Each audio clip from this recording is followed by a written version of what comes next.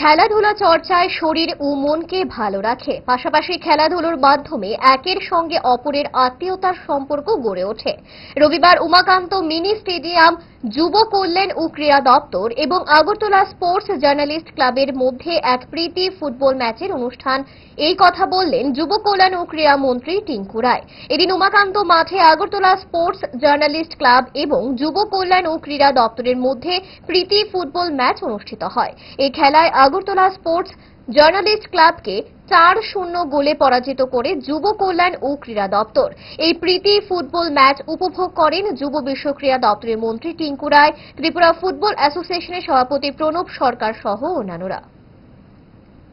আয়োজন আর এটা চিরন্তন হোক, এটা প্রতি বছর যেন চালিয়ে যান আপনারা। এবং খেলাধুলা যেমন শরীরকে ভালো রাখে, মনকে ভালো রাখে এবং নিজেদের মধ্যে একটা রিলেশন বিল্ড আপের একটা বড় মাধ্যম।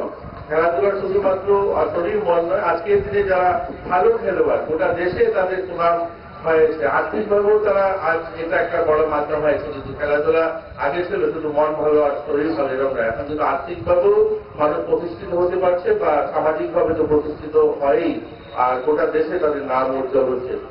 ভালোবাসা বদলায়নি আর বদলায়নি তারা। 5 দশক ধরে গ্যাস, অম্বল ও পেটের সমস্যার একমাত্র সমাধান